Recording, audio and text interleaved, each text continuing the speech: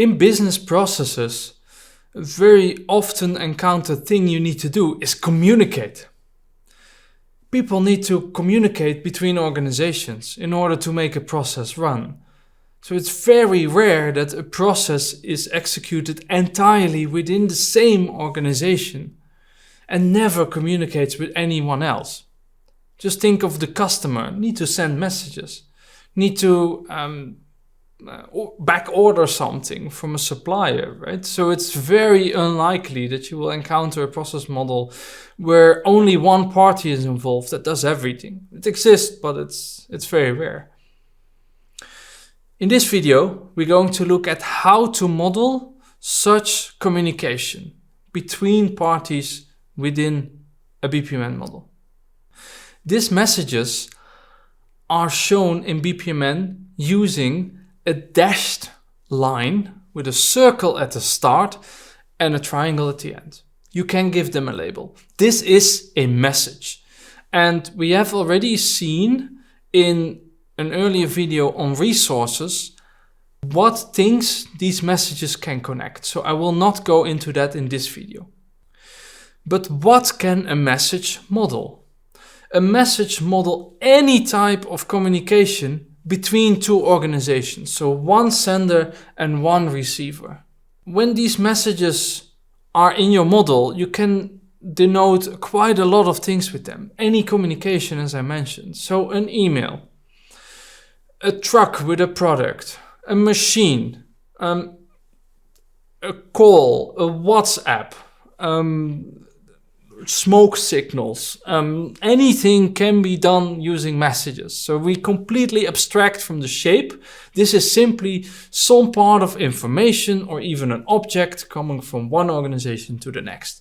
That's a message. Now let's look at the syntax. What can we denote with a message? We can connect them to receiving tasks. So tasks, if they have an incoming message, become receiving tasks. We can have sending tasks. So a task with an outgoing message sends a message, becomes a sending task. We can combine these. If a task has both an incoming and an outgoing message flow, then this is a receiving and sending task. For events, we have the so-called start message event. This is a start event, so it doesn't have any incoming sequence flows, but it starts a process instance on receipt of a message. So we get a message and then we start the process. So you can imagine that it's very handy to model something along the lines of you receive an order and you start processing it. This would be the first thing, the receipt of the message.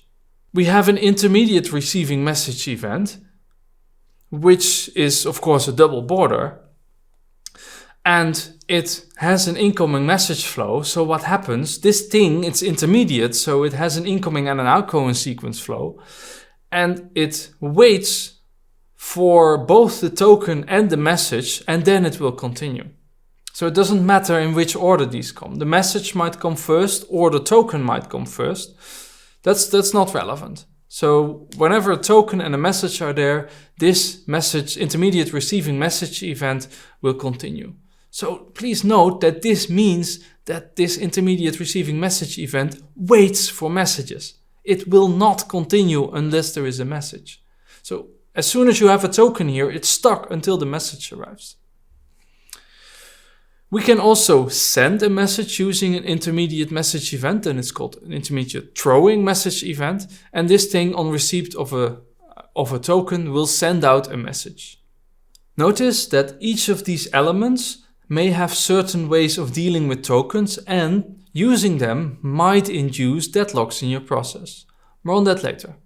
So a message models the transfer of something between two pools, between two organizations. And as I mentioned, this can be a bucket of flowers, this can be other physical things or electronic things, but something, or even just knowledge between two organizations. All of that is in messages.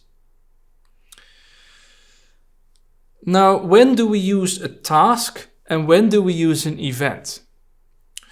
A task that sends a message models work. So the task is not just send a message, but the task also involves some kind of work that is being performed for this task.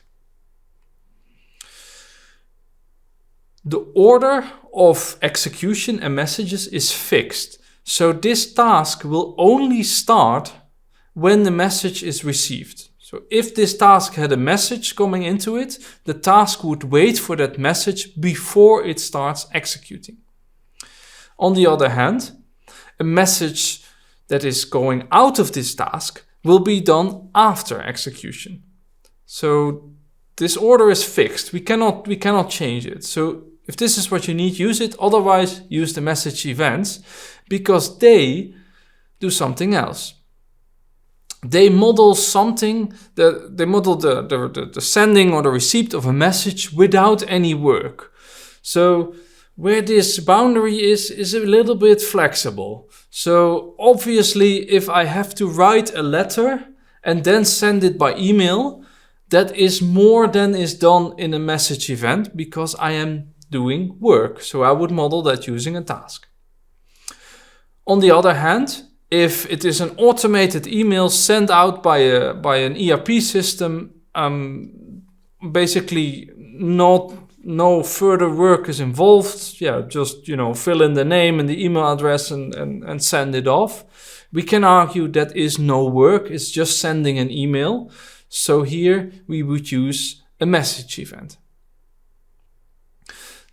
There is a bit of a gray area but in general, it's a modeling decision. Do you use a task? It indicates that's work, there's somebody involved, it must be assigned, versus a message event, which is just, messages sent, that's it.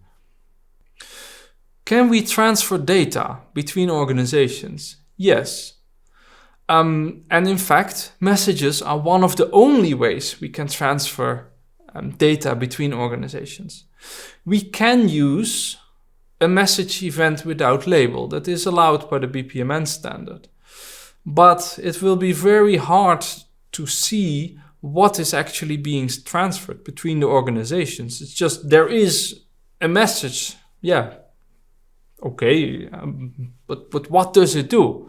So one step up is to give it a label. So if we have a particular form that we want to transmit from one organization to the next, for instance, if I apply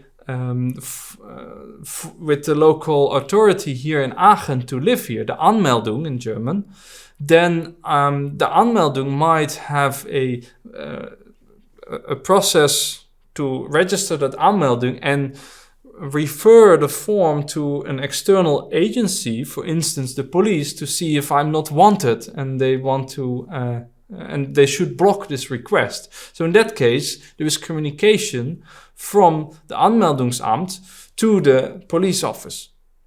We can model that using a label, but this is still kind of, fluffy. So at least we now know, okay, it's a form that goes from one place to the other, but we can make this kind of more pronounced and link it better to the data perspective because, technically, this form is a label. It tells the modeler what is being sent, but has no meaning for any computer that interprets this. So if we want to give more meaning to this message, and go beyond just the label form, we can actually attach a data object to a message. And that looks like this. On the message, there is a little dotted line towards a data object. And this has a specific meaning. So this actually models something rather than just inducing a thought in the reader. This has a prescribed meaning that with this message, the form data object is transferred from one organization to the next. And keep in mind that this data object can be digital, but also physical. So this might be some physical product going from A to B that we denote with this data object. Now, there are certain dangers involved when looking at messages and modeling with messages, because with communication comes miscommunication. A very simple example is these two tasks. They are in different pools, which I've not drawn, but these communicate with messages. But recall that the order in which messages are sent is fixed, and that order is before the task is executed. So here what we have is a model where task A is waiting for a message for task B before it can be executed. Also, task B is waiting for a message from task A before it can execute. Thus, these two are waiting for each other. We are in a deadlock. This is a violation of the option to complete property. These two tasks will never finish, no matter what happens. Another example is this one, a little bit more complex. And let's look at it. We have a buyer and a seller. And let's first just observe what this process intends to express. So the buyer decides to start the process using a normal start event. Then the buyer sends a message using an intermediate sending message event to the seller. And the seller, with its message start event, starts a process instance. Now, the buyer goes on and decides. That's a normal task. And then let's say that the buyer wants to buy it. And then there is another intermediate sending message event. That's this one, that will send a message, an order, to the seller. So this one is going to send a message. Now, in the seller, the intermediate receiving message event has a token and a message, so it can fire.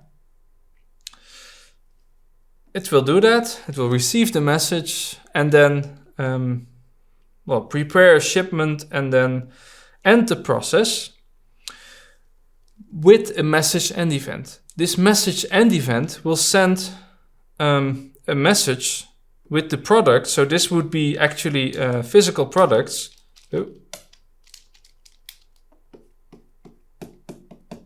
So you see kind of the flow of the process, right? We have a buyer that wants something, and then the seller sending a message back, and that message is the actual product, a physical message. Now, the buyer is at this stage, has a token for the intermediate receiving message event and a message. So this one can fire, and then, of course, we go through the join, and then the process ends. So here we have a so-called collaboration diagram with several messages and message events. This model actually has a behavioral issue. And how? Let's find out by playing the token game. The buyer starts the process with the token. The intermediate sending message event sends a message and produces a token. Then we execute decide. And that's done. But here, let's say that the buyer doesn't want to continue with this order. So says, okay, I'm gonna forego. Then the token goes up here. Then the buyer will finish without any issue.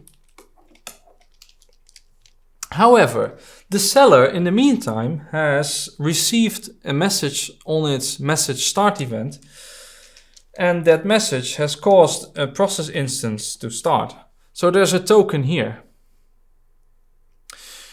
Now the seller is waiting for a message from the buyer, and unfortunately, this message is never going to arrive because the buyer has already finished. So in other words, the seller is in a deadlock because the buyer isn't sending the right message.